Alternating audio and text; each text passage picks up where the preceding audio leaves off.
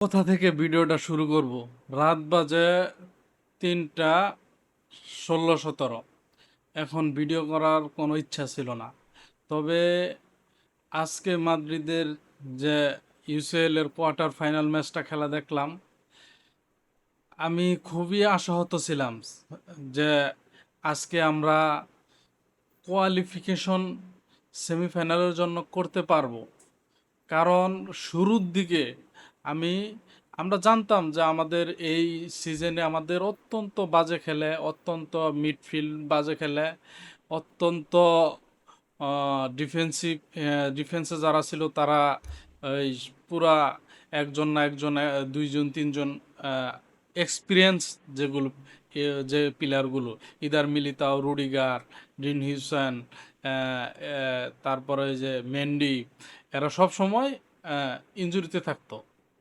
Tent Alexander, এরা এক ফুল defensive সলিডটা যখন আজকে লাইন আপটা আমার পছন্দ লাইন আপটা যখন ডিফেন্সে নামছে এবং কি মিডফিল্ডে মোটামুটি ওকে, তখন আমি আশাবাদী যে আমরা আজকে কুচ করেগা, কুচ করেগা। উল্টা এমন পিটানি খাইলাম, দেখলাম যে অবস্থা আমাদের নাজেহাল। শুরুতে ম্যানুয়েল নয়্যারের মিস্টেকটার জন্য আমরা একটা যে এগ্রিগেটে 1 গোলে পিছিয়েছিলাম, সেটা ইকুয়ালাইজেশন হয়ে যায়। তারপর কি করলো আমাদের যে কোর্তোয়া নাই, আমাদের লুলিন, আন্দ্রে লুলিন, বিগ মিস্টেক। তো তাও কোনো প্রবলেম ছিল না, আমাদের গেমটা অনেক ভালো ছিল, গেমটা অনেক অ্যাটাকিং বাই অ্যাটাকিং চলতেছিল। ওরা গোল দিয়ে যায়, আমরা গোল শোধ করি, এরমভাবে খেলা গেছিল। কিন্তু সেকেন্ড হাফে বিশেষ করে আমাদের আলবেরুয়া, তুমি তুমি কেন তুমি কেন হচ্ছে গিয়া এই ব্রাহিমরে আর্লি তুলে নিলা? ব্রাহিমরে আর্লি তুলে নিয়া তুমি কাকে নামাইছো? কামাভিঙ্গাকে, যে আমাদের 24-25 সিজন থেকে অফ ফর্মে, 24-25 গেছে অফ ফর্মে, এখন আসছে কি 25-26 সিজনেও তাকে ভালো একটা গেম টাইমও দেওয়া হয় নাই। তুমি তাকে আর্লি, আমার মনে করি যে আর্লি সাবস্টিটিউশন করে দিলা ব্রাহিমের জায়গায়। ব্রাহিম যতক্ষণ ছিল একটা টিমের এনার্জি ছিল, ছিল। আর কামাভিঙ্গা লার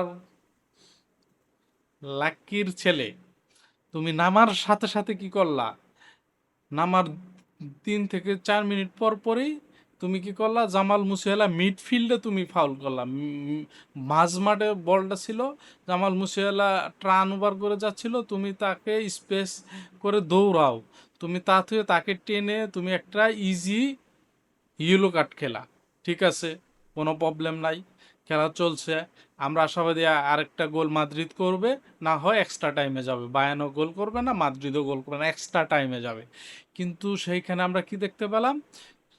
অহেতুক তুমি একটা সফট ট্যাকল করছো, তোমাকে মানে ট্যাকেলটা তুমি করছো, এরকম না যে তুমি করো নাই।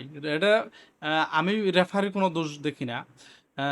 ট্যাকেলটা করছো তুমি, ফাউল দিছে, তোমাকে ইয়েলো কার্ড দেয় নাই, তুমি বলটা নিয়ে টাইম লুজ করছো, তোমাকে কেন ইয়েলো কার্ড দিবে না?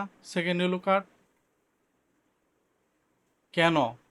এটাই ইয়েলো কার্ডই। ইয়েলো কার্ড, 2টা ইয়েলো কার্ডে তুমি রেড কার্ড খাইছো, এটা তোমার প্রাপ্য। আর আলবারোয়ারও প্রাপ্য। এই সিজনটা আমাদের ধ্বংস করে দেওয়ার জন্য একজন প্লেয়ারই যথেষ্ট ছিল, সাবস্টিটিউশনে। আর কি? আর যখন লাস্ট টাইম দিতেছে 4 মিনিট, পিতা আনতাছে আর্দাগুলার তুলা, ট্রেন্ডের তুলা হেরা মাস্তান তো আনতাছে। ট্রেন্ডে যে কি পাসগুলা দিচ্ছিল আজকে, আর্দাগুলার তো টপনস ফর্ম ছিল। আমরা 4 মিনিটে কি করতে পারছি? একটা অন টার্গেট শট দিতে পারি নাই কে? 4 মিনিটে উল্টা আরও গোল হজম করছি। তো যাই হোক, সিজনটা অনেক খারাপ গেল। তবে একটা আশাবাদী ছিল যে আমি আপাতত আমরা এই সিজনে কোয়ার্টার ফাইনালে বাদ পড়বো না। আপাতত প্রথম হাফের খেলা দেখে আমার মনে হয়েছিল। আমি ভোট পোলিং চ্যাট ছাড়ছিলাম আমার ইউটিউব চ্যানেলে, তখন 200 মানুষের ভিতরেই সব 71% মানুষই বলছিল যে রিয়াল মাদ্রিদ এই গেম বের করে ফেলবে, কিন্তু বাকিরা বলছিল যে রিয়াল মাদ্রিদ পারবে না। শেষ পর্যন্ত আলভারো আরবেলোয়ার সেমিফাইনালে নিতে পারে নাই। তবে এটার জন্য আমাদের ফিউচারের জন্য আমি মনে করি ভালো হয়েছে। আমাদের যে প্লেয়ারের ভিতরে একটা over confidence, over hype, over ম্যানেজমেন্টদের একটা ওভার ভাইভ, সেটা আমাদের একটা চপা টাকার দরকার। কারণ পরপর 2টা সিজনে zero trophy, zero trophy, Alvaro Arbeloa zero trophy, কুছ বায়ানের কুচ্ছিরাও যায় নাই। গেম তো শেষের 10 থেকে 15 মিনিটই মূলত গেম। এই বড় ম্যাচগুলোতে শেষের 10 থেকে 15 মিনিটই গেম হয়। এইখানে আমি সাবস্টিটিউশনকে দোষারোপ করব, আর হচ্ছে গিয়া আলভারো আলবেরোয়ার যে মিস্টেকগুলো আছে, আর্লি সাবস্টিটিউশন করা, কামাভিঙ্গার কিছু ফল্ট আছে, আর আমাদের ভিনিসিয়াস জুনিয়র আজকে 2টা বিগ চান্স মিস করছে। এগুলাই, তাছাড়া আর কিছু বলার নাই। এই রাজ্যে খেলা দেখার পরে গোসালো রিভিউ দিতে ইচ্ছা করতেছে না, কারণ আমাদের মাদ্রিদের টিম ম্যানেজমেন্ট এবং কি কোচিং স্টাফদের একটা স্ট্রাকচারাল পরিবর্তন দরকার। সেটা মিডফিল্ড থেকে শুরু করে সব জায়গায়। ডিফেন্সেও আমাদের কিছু ল্যাকিংস আছে, মিডফিল্ডেও কিছু ল্যাকিংস আছে। আমাদের লেফট উইঙ্গার দুজনই প্রবলেমেটিক। ওদিকে এমবাপ্পে নাম্বার 9 রুলে ঠিকঠাক মতো রাইট সময় রাইট পজিশনে থাকে না, এটা একটা বিগ প্রবলেম। দেখা যাক লা লিগার গেমগুলো এই সিজন আর দেখে কি লাভ, তবে নিয়মিত রিভিউ পাবেন। মাদ্রিদ